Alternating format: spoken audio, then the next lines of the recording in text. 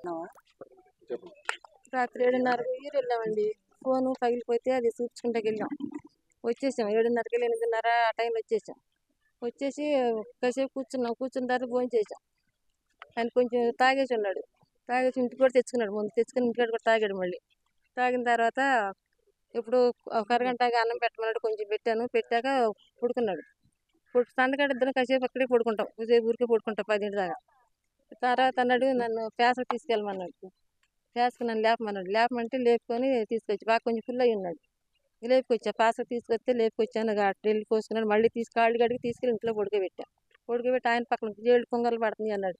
అన్నాడని చెప్పి ఏళ్ళు లాగుతా కూర్చున్నా కొద్దిసేపు. కూర్చున్నాక సరే పడుకొని చెప్పేసి నేను వెళ్ళిపోయి అక్కడ పడుకున్నా. అక్కడ మంచం లేదు, అక్కడ ఫ్యాన్ లేదు. ఆ ఫ్యాన్ లేదని ఇక్కడ పడుకుంటాడు ఆయన. నేను అక్కడ ఈయన ఇక్కడ పడుకుంటాం. పడుకున్న తర్వాత నిద్ర పట్టేసింది నాకు.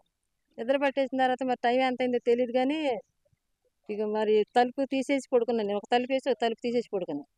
ఇక వస్తే క్లాత్ వేసేసారు ముఖం మీద, నా ముఖం మీద క్లాత్ వేసేసరికి నాకు ఇక ఊపిరంగా అటు ఇటు కొట్టుకున్నా. అటు ఇటు కొట్టినసరికల్లా క్లాత్ అట్టా ఉంచేసి ఈ చేతులు కట్టేశారు. చేతులు కట్టేసేసారు, కాళ్ళు కట్టారు. కట్టేసిన తర్వాత ఈ తుండు నేను ఆరేసుకున్న తుండు తలకట్టే మంచం మీద ఆరేసుకున్న తుండు తడుతుండు. ఆ తుండు ఏం చేశారు, ఇది క్లాత్ తీసేసి తుండు ఇట్లా కట్టేశారు. ఇట్లా మొఖానికి ఇట్లా వెనక్కి కట్టేశారు. కట్టేసరికల్లా నేను అటు ఇటు కొట్టుకునేసరికల్లా కట్టేశారు. అసలు బయటకు వచ్చేసారు. ఇక అసలు బయటకు వచ్చి నేను అటు ఇటు కొట్టుకుని ఏం చేస్తాను, మెల్లిగా నిదానంగా చాలా సేపు కొట్టుకున్నాక ఇట్లా నిదానంగా పైనుంచి కాళ్ళ మీద నుంచి కిందకి లాక్కుంది. మాట్లాడట్లా, కేకెత్తకు మాట్లాడట్లా. ఇక కొంచెం లాక్కొని అయ్యా అయ్యా రాంబాబు రాంబాబు మా అబ్బాయి చాలా సేపు పిలిచా. ఓడిసేపు పిలిచా. ఆ గొంతు ఆరిపోయిందా పిలిస్తే కూడా పలకట్లా. పలకపోయేసరికి పలకట్లేదు అని చెప్పి పిలిచి మళ్ళీ ఏళ్ళ నుంచి పక్కన వాళ్ళు పిలిచా. ఆమెను పిలిచాను, ఆమె ఈయన పిలిచాను.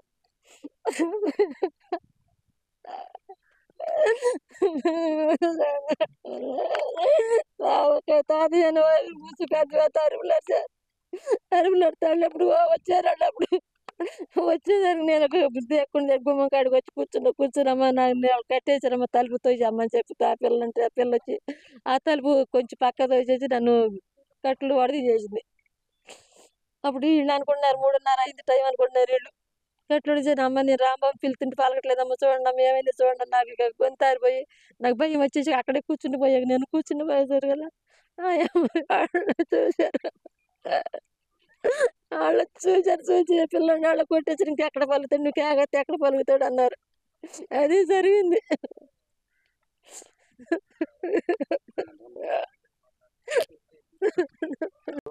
ఉదయాన్నే మాకు వచ్చిన సమాచారం మీదట ఇక్కడ తాడంకి గ్రామం బీసీ కాలనీలో ఈ వచ్చి చూస్తే గండికోట రాంబాబు అనే వ్యక్తి సుమారు 34 సంవత్సరాలు ఉంటాయంటున్నారు.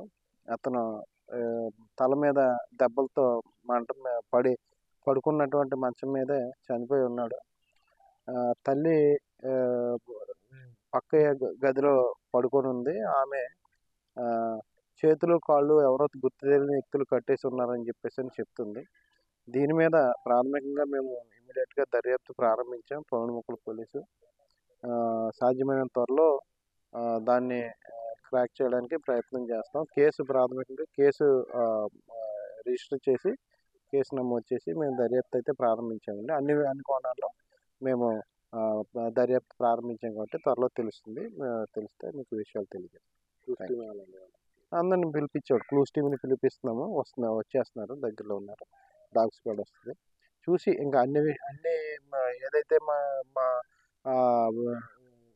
ఇన్వెస్టిగేషన్ సంబంధించి అన్ని విషయాలు మేము చేసి మళ్ళీ మీకు తెలియజేస్తాం.